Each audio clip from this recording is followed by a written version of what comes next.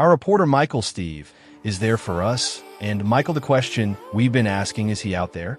Yes, he is, and a lot closer actually to us this time than he was when you saw him train for the first time in 14 weeks yesterday. Certainly for the first time with teammates.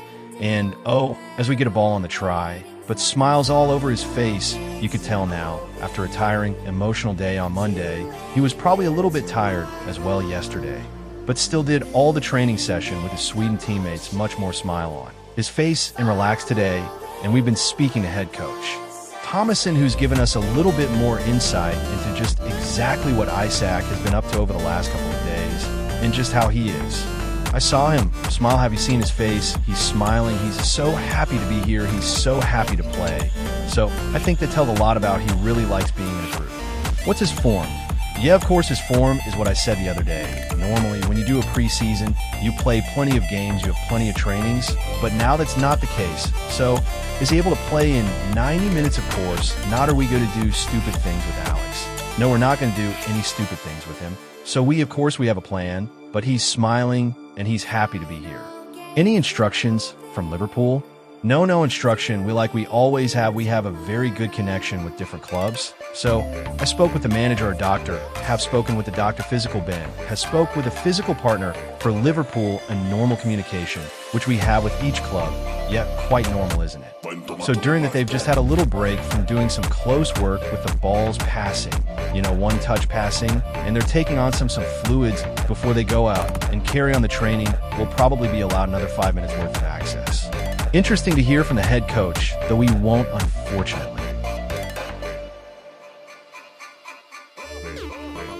Be hearing from Isak himself today. There was some speculation yesterday that after putting up Samuel O'Shares, who spoke very well about him and about player power and defended himself and Isak in terms of forcing their moves, saying, well, if a club doesn't want a player, they get rid of them. Why shouldn't it be the same the other way around as they walk back out now to continue training? As I say, Isak in full training yesterday and today. But he won't be hearing from him, certainly today, maybe tomorrow after they travel to Slovenia, or maybe as we spoke there to the head coach about instructions from Liverpool regarding him when he can play, and how much he can play might be instructions from Liverpool, as well about maybe keeping him just a little bit away from the spotlight.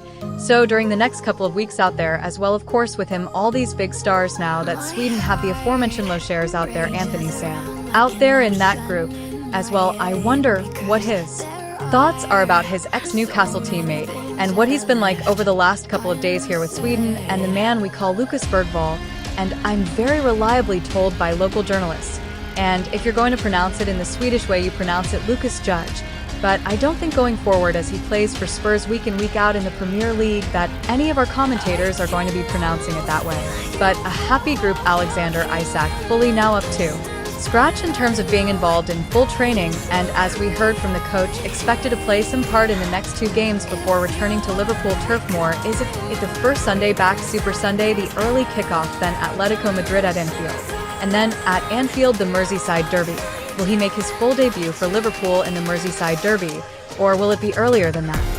Gary, this might be more of a question for Jay than for you, but I mean, we mentioned yesterday that I think you have as well about Anthony Isak, who signed for Newcastle, probably hoping to be feeding Alexander Isak the goals at St. James's Park, and he's left St. James's Park already to go to Liverpool. Do you think there could be any animosity there at all? That's for me. Yeah, well, you don't know, do you? I mean, certainly I've heard that the Swedish players, when they come to camp, there are no splinter groups, there are no people sitting on one table to have dinner, always together, the same people, as we've seen with other national teams leaving out players from other clubs and maybe not getting on with certain players. What I'm told by all the local journalists is that they all get on really well, pretty laid back on. They as a nation, the Swedes, and that seems to show itself among the players, so.